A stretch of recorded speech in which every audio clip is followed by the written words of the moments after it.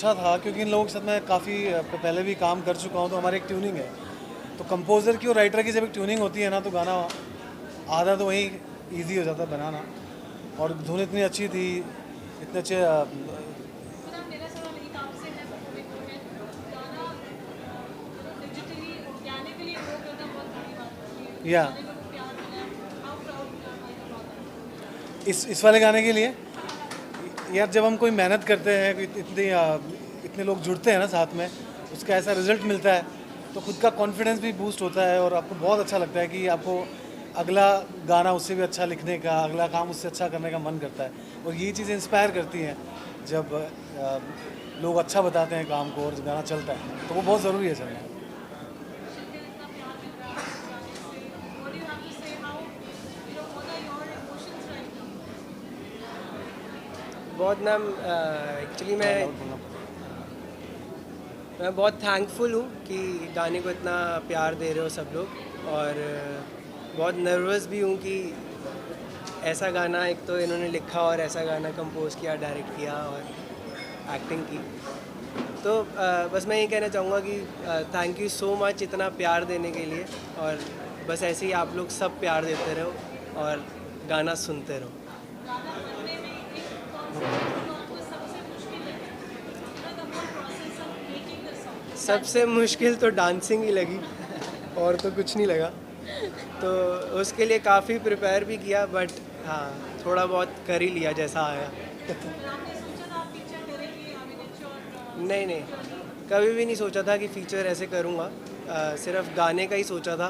But हमारे director साहब ने बोला कि नहीं आप कर सकते हो, तो इसलिए फिर मुझे लगा कि ठीक है, लेट्स ट्राई। मूवी आपने इतने गाने किए हैं मेकिंग सो ब्यूटीफुल सॉन्ग एक मेमोरी जो इस गाने की आप अपने साथ रखते हैं well thank you so much for the compliment. एक मेमोरी मैं अपने साथ जो रख actually see the whole filming of this song was fun, it was easy and ऐसे शूट कर रहे हैं, वो प्रेशर नहीं लगा दैट कि we have to perform now. हाँ, बस वो जब डांस वांस करवा रहे थे मुझसे ना, तो मैं डांस को लेके थोड़ी अंडर कॉन्फिडेंट हूँ। तो उसको लेके जैसे इनकी हालत थी वैसे मेरी भी थी। बट आई थिंक को इतना पता नहीं चला, I got through with it. But honestly कहूँ तो ये पूरा गाना मेरे लिए मैं मेरे साथ हमेशा लेकर चलूँगी, बिकॉज ये गाना मुझे सच में बहुत पसंद आया। And I was always looking forward to this song more than the video, more than anything. I was looking forward for this audio to come out to the audience because it's something which is very light, it's peppy, and music एक चीज़ है जो मुझे लगता है कि हर एक इंसान से connected होता है। When you're upset, you listen to a different kind of music. When you're happy, you're on a party, you listen to a different kind of music. And ये गाना जब मैंने सुना था तब मेरा mood ऐसे ही लग रहा है, just had like a faint smile. So I knew कि जब ये गाना बाहर आएगा तो सभी को बहुत पसंद आएगा। And as Parul ji rightly said, it's all organic. It's organically reaching to the audience, and the audience is liking it all organically. आपके गाने को इतना प्यार मिला everybody is loving it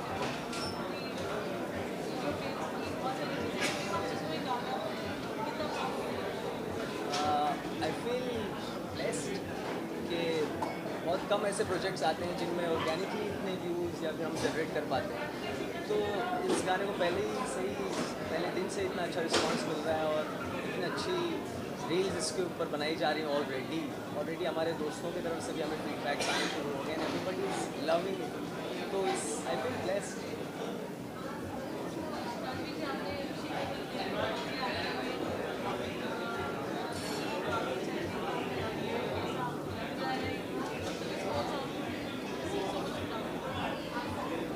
ये गाने को इतना प्यार मिल रहा है गाना जब बनाया इतना अच्छा है, ऑडियो इतना अच्छा बना हुआ है और ऑब्वियसली मेरे पास भी प्रेशर था कि जब ऑडियो इतना अच्छा है तो वीडियो भी उसको जस्टिस करना है। तो फिर हमने गोवा प्लान किया था, पहले शायद हम हिमाचल करने वाले थे, लेकिन हिमाचल की सिचुएशन थोड़ी अच्छी नहीं है, तो इसके कारण हम गोवा गए और आई थिंक वो हमारा अच्छा बेस्ट डिसीजन रहा कि हमने गोवा में शूट किया, क्योंकि जो कलर्स हैं और जो उसमें एक वाइब्रेंस आया है वो ऑडियो में भी हमारा दिख रहा है, वो कहीं ना कहीं मैच हो रहा है और आई थिंक उसी की वजह से लोगों को पसंद आ रही है। और मुझे लगता है अभी एक दिन हुआ है, ये गाना बहुत काफ़ी बहुत आगे जाएगा, ये बहुत बहुत ऊपर जाएगा स्लोली स्लोली, और बहुत आई थिंक मिलियन टच करेगा। और ऐसे ही तो इन्होंने मुझे बहुत सपोर्ट किया, और डांस करते करते भी ऐसा था कि हाँ हाँ मैं कवर कर लूँगी, कोई नहीं तो ऐसा था, but like she is very good, और इन्होंने मुझे बहुत सपोर्ट किया और बहुत बताया भी कि ऐसे करो एक्टिंग में। तो लाइक वेरी गुड एक्सपीरियंस। बस ये मैं कहूँगा कि लाइक हम घर पे चिल कर रहे थे और चिल करते करते ये गाना बन गया। तो उसके बाद फिर हम गए और इनको कहा कि आप इस गाने में जान डाल दो, तो इन्होंने वो जान डाल दी और आज ये गाना आप लोग सुन रहे हो। मुझे लगता है बहुत मुश्किल है आज के टाइम में लाइक सरवाइव करना, बट हमने गाना बनाया तो वो लोग प्यार दे रहे हैं, तो शायद उस गाने में कुछ है तभी लोग उसको प्यार दे रहे हैं। और वैसे मैं ये कहना चाहूँगा कि जितने लोग हैं सब अगर कोई ढंग से मेहनत करे तो फिर इन सब चीज़ों से कुछ नहीं होता, वो वैसे ही आपका हो जाता है, गाना चल जाता है। जैसे अगर टीम अच्छी हो तो एक दिन के अंदर ऐसा प्रोजेक्ट करना इट्स वेरी इजी। जैसे कि वो एक प्रेशर था कि हाँ एक दिन में शूट ख़त्म करना है, बट वो इतना प्रेशर नहीं था कि लंच ब्रेक लेने का टाइम नहीं है, टी ब्रेक लेने का टाइम नहीं है, वैसा वाला प्रेशर नहीं था। And it was only possible because the team that I was working with, be it him, be it our director, be it our DOP, be it anybody, they all were very professional and they knew what had to be done on set. बाकी as such मैंने जैसे अभी भी कहा कि मैंने set पे आके सिर्फ अपना काम किया है, असली मेहनत इन तीनों ने ही बैठ के की है, मैंने सिर्फ लाइक इन चारों ने की है। I was just a little part of it and I am glad to be a part of this project, जो कि इन चारों ने मिलकर बहुत प्यार बहुत मेहनत से बनाया है। एंड जब कोई प्यार और मेहनत से चीज़ बनाता है तो वो चीज़ वैसे ही खूबसूरत बन जाती है।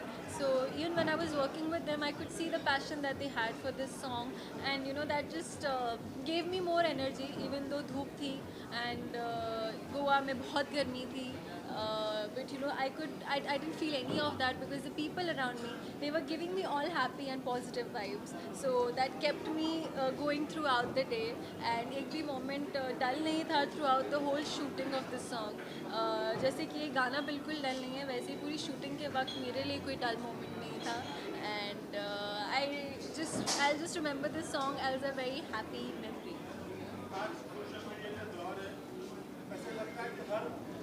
कलाकार है, हर घर में एक आर्टिस्ट है, बहुत टैलेंट उमड़ पड़ा है। ऐसे में एज ए प्रोफेशनल एक्टर आप कितना मुश्किल लगता है या कितना आसान लगता है कि काम मिलना इतने कंपटीशन के बीच में? वेल काम ऑनेस्टली कहूँ तो हमेशा से मिलना बहुत मुश्किल था। जैसे कि यू नो लोगों को लगता है कि बड़ी आसानी से मिल गया, बट मैंने भी बहुत मेहनत की है। मैंने जैसे कि my most talked about show, if I talk about राब्ता, मैं उस शो के लिए 4 बार रिजेक्ट हो गई थी, तो मुझसे बेहतर कोई नहीं जानता। और तब तो सोशल मीडिया इतना ट्रेंडिंग में था भी नहीं, मैं आज से 5 साल पहले की बात कर रही हूँ। तब भी काम मिलना उतना ही मुश्किल था जितना कि आज मुश्किल है। मेहनत जब तक आप नहीं करोगे तब तक आप सफल नहीं होगे। एंड ज़्यादा से ज़्यादा you know if you are famous तो आपको शायद आपका पहला प्रोजेक्ट मिल जाएगा, लेकिन अगर आप में वर्क एथिक्स नहीं है, अगर आपका बिहेवियर राइट नहीं है, अगर आपका एटीट्यूड राइट नहीं है आपके काम को लेके, तो वो एक प्रोजेक्ट से ज़्यादा आगे नहीं बढ़ पाते आप। सो आई डोंट नो मेरी इस बात से कितने लोग ऑफेंड हो जाएंगे, बट या दैट्स द ट्रुथ, बिकॉज मैंने ऑलमोस्ट 15 साल से इंडस्ट्री देखी है। सो काम मिलना जितना आज मुश्किल है बिकॉज ऑफ सोशल मीडिया, आज से 15 साल पहले भी उतना ही मुश्किल था। और वो सब मैंने स्ट्रगल्स देखे हैं, बी इट आराम नगर की लंबी लंबी क्यू की लाइंस ऑडिशन देने के लिए, to right you know today finding it difficult to you know get a project because maybe you have lesser followers. पहले वो जो लाइन थी वो इन जनरल फिज़िकली लंबी होती थी, आज वो जो लाइन है वो फॉलोअर्स के ज़रिए लंबी हो गई है। फ़र्क सिर्फ इतना है मेरे हिसाब से। सवाल है आपसे, आज ग्लैमर दुनिया के और आज जो बच्चे हैं बहुत एम्बिशियस हो रहे हैं, पढ़ाई पे ध्यान देते ज़्यादा है, हर किसी को स्टार करना है, हर किसी को कैमरे में आना है। उन बच्चों को आप क्या संदेश देना चाहेंगे?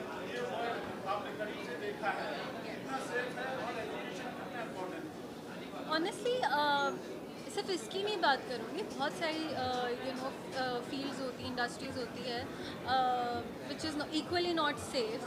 I know just because it's a glamour world, तो ये एक वो ठप्पा हो जाता है कि सेफ़ बिल्कुल नहीं होगी, बट ऐसा नहीं है। और भी बहुत सारी इंडस्ट्रीज़ है जो कि सेफ़ नहीं है आजकल के ज़माने में। एंड रही बात लोगों की पढ़ाई पे ना ध्यान देने की, एंड एवरीबडी हैज़ दैट जज्बा of becoming a star. I just want to say that it's not very easy. And दूसरी बात यही कहूँगी दैट लाइफ में बैलेंस होना बहुत ज़रूरी है। अगर आप में वो बैलेंस नहीं है एक स्टार होने का और एक नॉर्मल इंसान होने का, तो फिर यू लूज़ योर माइंड। एक वक्त आएगा जब आप अपने आप को भूल चुके होंगे। सो इट्स वेरी इंपॉर्टेंट कि अगर आप सुपरस्टार हो तो वो आप सेट पे छोड़ के आओ, आप घर पे आके नॉर्मल इंसान बन जाओ। आई थिंक जब एक वो बैलेंस आ जाएगा, जैसे आज भी मैं जब नहीं काम कर रही होती, मैं घर पे बैठ के किताब आज भी पढ़ती हूँ। तो वो क्योंकि मेरे अंदर एक बैलेंस है कि हाँ, मुझे स्क्रिप्ट के साथ साथ किताब भी पढ़ना उतना ज़रूरी है, because I need to have that knowledge. मैं सिर्फ एक्टिंग करती रहूँगी तो फिर I will not have knowledge. And जब तक आपके पास नॉलेज नहीं है, you can not be an actor, because for an actor you need to know everything, because you have to literally play roles, live lives that you've never even imagined of. तो पढ़ाई छोड़ देना या फिर पढ़ना लिखना छोड़ देना, I would not advise, but I mean, like, I followed my passion right from the age of 6, so, and it only happened because I had the right kind of parents, the right kind of mind frame to have that balance. तो अगर आप वो सीख लो, so I don't think so इतना मुश्किल होगा।